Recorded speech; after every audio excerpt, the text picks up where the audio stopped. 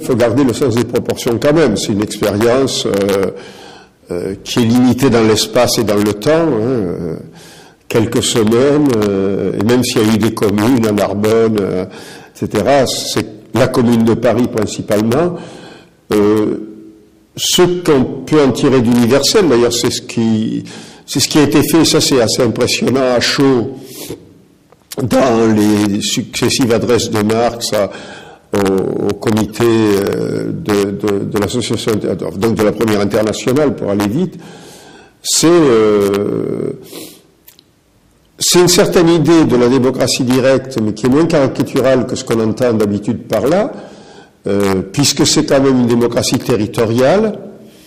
C'est le respect du suffrage universel. Il n'est pas question de corriger en fonction de critères professionnels ou sociaux le suffrage universel, avec l'idée de toute façon que la composition de la population est majoritairement le peuple de Paris, surtout à l'époque, un peuple travailleur. C'est la notion de contrôle sur les élus par le biais de la révocabilité. Alors évidemment, la dimension territoriale, la concentration dans le temps et dans l'espace s'y prête évidemment. Il y a une question qui reste ouverte, puisqu'on a deux formulations chez Marx dans deux textes différents, qui est la question du mandat impératif. Personnellement, je pense que il a emprunté la formule, elle figure dans des textes des proclamations de la Commune de Paris. Pour moi, c'est contestable, parce que c'est lié finalement, c'est de faire de la délibération commune que l'enregistrement de mandats spécifiques. Donc ça veut dire que s'il y a mandat impératif, les mandataires ne peuvent pas se convaincre mutuellement à travers un débat, ils sont liés de façon pieds et poings liés, disons, par leur mandat.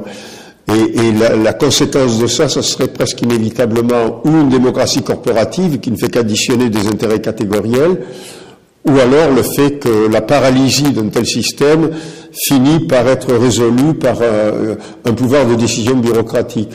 Mais bon, dans cette idée en tout cas de contrôle, de réduction au maximum des appareils d'État dans ce qu'ils ont de spécifique dans leur fonction sociale. Pas tous, évidemment, mais dans l'idée aussi que ça reste un pouvoir politique. C'est ça qui m'intéresse par rapport à certaines idées qui ont été parfois tirées de formules effectivement ambiguës de Marx et surtout d'Engels, comme quoi le dépérissement de l'État signifierait le retour à une sorte de bonne gestion d'administration des choses, dont le présupposé, si on pousse, ça serait qu'on atteint un tel niveau d'abondance qu'il n'y a plus d'arbitrages sociaux à faire, qu'il n'y a plus matière finalement à débat, à délibération contradictoire, ou alors on a l'idée que le dépérissement de certains appareils d'État comme professionnalisation de fonctions n'est pas du tout synonyme du dépérissement de la politique comme espace pluraliste de confrontation.